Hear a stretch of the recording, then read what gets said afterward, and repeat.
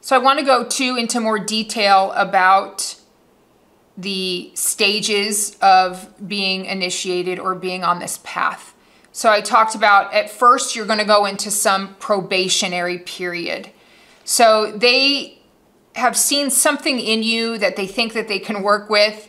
And so what you do is you go on probation. And they actually, on the astral realm, they take like a duplicate copy of your aura, which contains your other bodies, which I will go on into in another video. They actually have like an imprint of you, and they know what is happening and what you're doing and the choices you're making at all times. And so they're just monitoring you, seeing if that you could be a possible candidate for this secret path and to be initiated onto it. So a lot of people could just be on the probationary path. On the probationary path, there's no of them assisting you or expanding your consciousness in any way or giving you gifts as they do on the later stages of this path. They're just seeing that you have potential, and they're just observing you at this point. And if you start doing things or making poor decisions or, you know, just living strictly from your ego and you're completely selfish and all that, then you won't pass probation. But to even get on probation, you kind of have to be a selfless person and not be too tied to your ego and all the materialism and accumulation and all that. You kind of have to be getting out of that mentality. And if you pass probation, which could be years, it could be your whole lifetime, right? And they felt, okay, yeah, but he still needs development, he or she needs development, then you can carry that probation onto your next lifetime. Sometimes they know right away you're making the correct decisions and doing the right actions and you're not selfish, then they will allow you to go into the first step of initiation. So when you have passed probation, you go into the first level of initiation. And this happens on the astral realm. So it's not in front of them physically. But remember, they are physical beings incarnated on Earth right now. You will have some type of ceremony with them on the astral plane. So what happens is they actually, instead of having your astral body or your aura just as like a duplicate there, you go through like a blending with their aura too. And so you are actually now kind of sharing a consciousness with them. And your consciousness will start, this is when it really starts expanding. And it's not something that you are actually doing, they're expanding it for you. This is also the time too where you will get some activations. And again, this is all being done to you because where we are in humanity right now, it's very difficult to activate ourselves or expand our consciousness on our own just because we're still in the dark ages.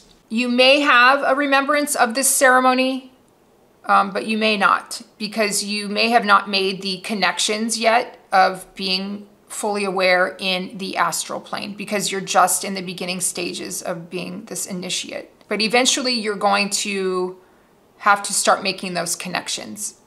This is also the time in the first stage where you will start assisting in the astral realm with other humans that have passed on and they don't maybe know they have, or they're suffering in a lower realm, and you're trying to assist beings that have passed on that don't even, know what's happening to them. They don't understand the astral realm because it's not taught in the Abrahamic religions, and so they're kind of lost. You're also helping other humans that have made some type of astral connection without being on the path. You can do this. Dark magicians can do this. They know how, there's techniques out there how to connect with the astral realm. And that doesn't mean that you're an initiate or anything like that. You've just learned how to connect to the astral realm.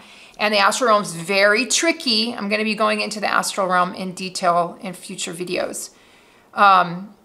So you can be tricked a lot in the astral realm. You don't have to be spiritual and all that to connect with the astral realm. If you are connecting and you're just doing it through techniques, but you're doing it because you want to have power, or you're just curious, you want to use it maybe, you know, against others and all that, and spy on people, you're just going to stay in the lower astral realms.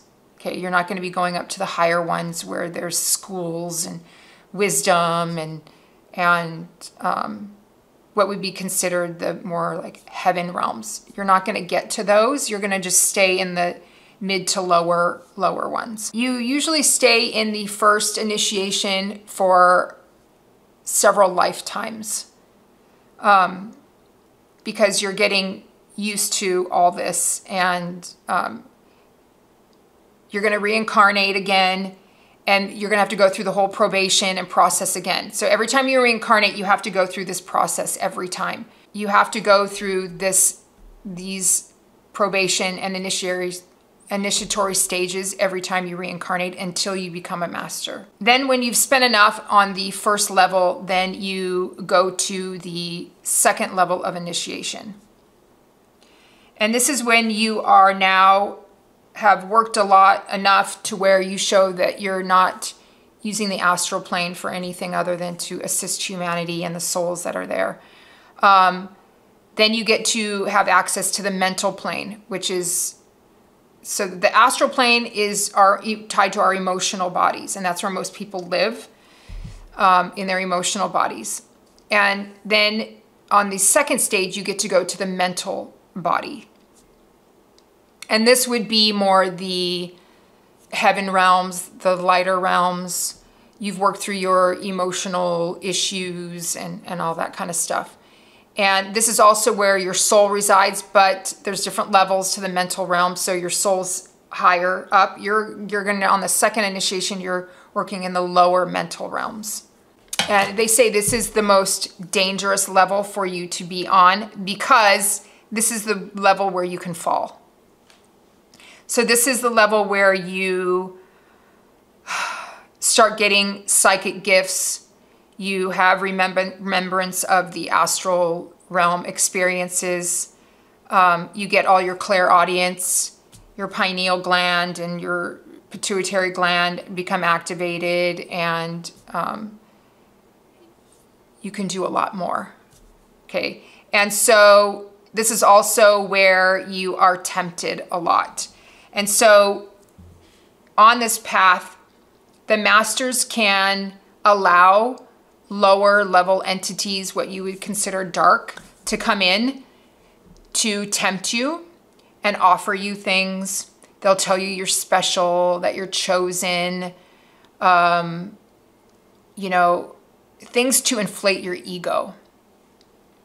And so this is a very heavy testing ground, where what will you do with these clairaudient gifts, the clairsentience, the clairvoyance, the, you know, being able to have recall of being on the astral realm, and are you going to let all this go to your ego and use it for selfish purposes?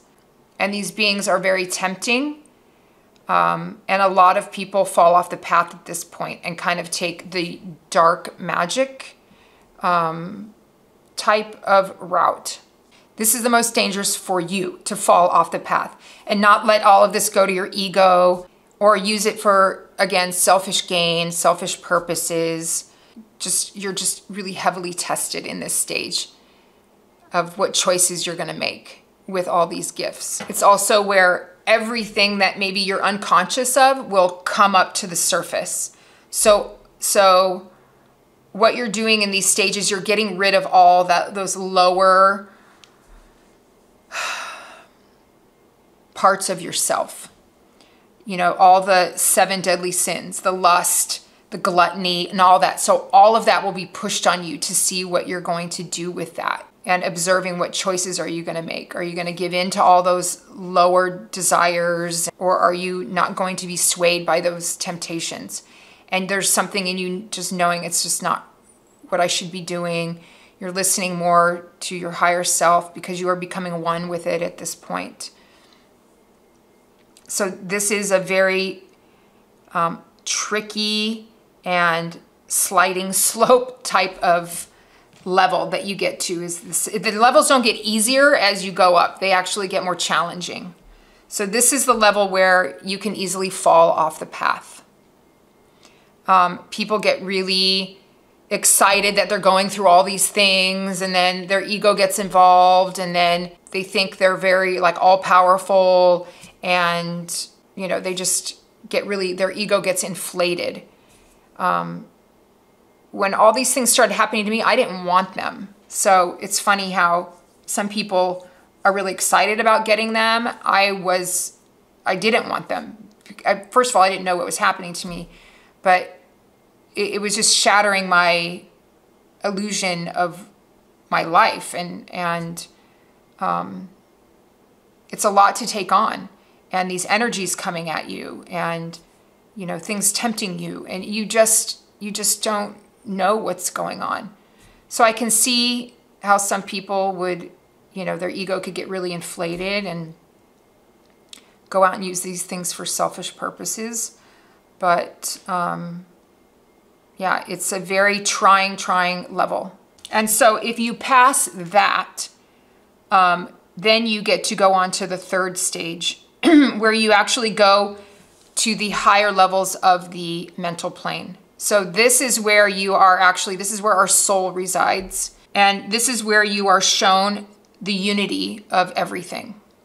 And it's a really hard concept to understand when we're in our incarnate 3D body. But you actually, at this point, how it happened for me is there's this higher heart chakra or whatever. It opened, and I went into billions and billions and billions, and I became the universe. And at that point, I realized, oh my gosh, I am, you are, we are the universe experiencing itself in an individual form.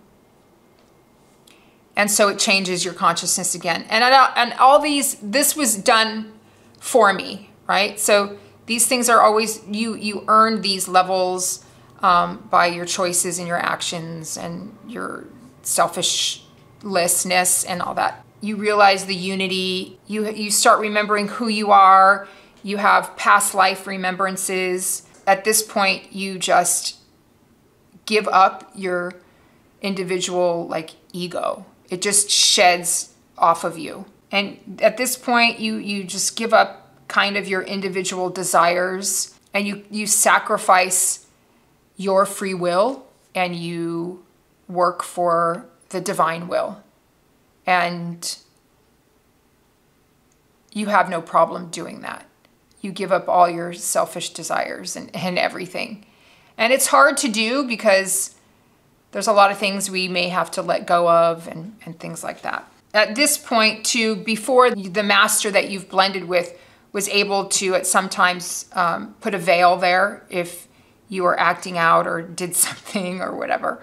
At this point, they can no longer have that veil put in between you and the master. You have such a respect, and you realize what's happening now and all that is that you don't want to affect them. So when something happens to you in the 3D realm, you process it very quickly because you know now that it also affects that master. And they're doing so much work 24 hours a day that, if something happens to me, I go into my pity party and then I'm over it, And in the past, it would maybe take me months to get over something. Now I do it like this. It's just really quick. I don't suppress it. I let it come up and I observe it and I process it and I move on because I know that it's affecting the master that I'm working with. And so after this initiation actually comes the most difficult one. This is the one where you have this is the fourth initiation. And the fourth initiation is when you're at the end of your incarnations. They say that you have to be in the fourth initiation at least 7 lifetimes. But this is people who have passed probation and the first 3 levels, and they're working towards becoming a master. But this is the part where it is everything gets pretty much stripped away from you. You may, lose your job. You lose your relationship. And a lot of times too, you are left alone because you cannot have any distractions. And so it's done on purpose because this is something that you have to do on your own. You cannot have someone that you are codependent with or dependent on or anything, because as a master, becoming a master in training, you don't have anyone to refer to. So you have to be very self-reliant and self-responsible. And so everything is like stripped from you. And it's a huge dark night of the soul that happens on the 4th initiation. This is the part where you have to surrender and you die to everything that you were. Everything. You have to let it all go. Who you were, what you thought you were, the self-constructed ego.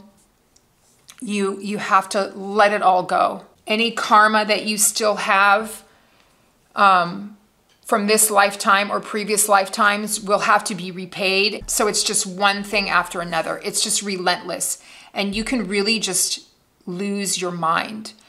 It's just tons of suffering. And you cry out for help, and they usually just have to like stand there and watch you because you have to get through these things on your own. No one's going to save you. You have to become this divine human, this master on your own. You have to do this on your own. And it's very, very difficult. Usually when you get to the 4th stage, there's no risk of you falling. You may think you're losing your mind or going crazy. You don't know, how long is this gonna last? Why is this happening to me? And there's a lot of that in the 4th stage. You go through all the realms. You go through the deepest, darkest hell realms in the astral plane. And then you come back up again. You experience everything because as a master in training, you have to know all the levels. And so that's really scary. Then when you get through all of that and you don't even know how you survived, you go through a rebirth. It's kind of like you've graduated. And this is really what it's meant by born again in the Abrahamic religions. And you do witness a rebirth. You see an embryo and all that type of stuff. You have now purified all your physical, emotional, mental bodies, the causal body. They've gone through a purification. You've deprogrammed yourself. For me, they called it, the stage I went through when I purified they called it tabula rasa, which means blank slate. And then when you are finally gone through all those, the darkest of the darkest, and you've come back now and you've purified and you've rebirthed yourself, then you go through, they called it for me consummation, where it's the end of that trial, that 4th initiation. And then you now just live your life not for yourself anymore. And you live in service to humanity. And you become extremely self-reliant. You're living as your higher self. And you really depend on your intuition. And again, we're still going to be, because we're incarnated, we're going to be affected by things that are around us. But we look at it more of like witnessing instead of getting involved in any way. And so there's a detachment there. And that's a really weird feeling to have too, where you're a detached witness of what's going on. And yes, we still can be emotional and things can bother us, but that's, being incarnated. You're going to still feel those things, but you can get through them much quicker. So then beyond the 4th initiation is when you've had now your subsequent 7 lives, you move on to the 5th initiation, and that's when you become a master. And then you incarnate with full remembrance of who you are, full consciousness, and then you start working with probationary souls and picking them for this path. I don't really know what happens at the 5th initiation. So you can be anywhere on this path right now. You could be in the probationary 1st, 2nd, 3rd, 4th. Usually on the 4th, you have remembrance on the astral realm. You know techniques to discern whether a being you're dealing with in the astral realm is who they say they are, and things like that. So you kind of master the astral realm. But again, you're doing all these things not for your own liberation. You're doing it in order to help humanity and be completely in service. So it's very, very hard to let go of all our desires and everything out there that we've always wanted and that everybody else has. You have to let all that go. And it's a very hard thing to do. So those are the different stages. All right, so that is it for this video. Thanks for watching, and I will see you on the next one.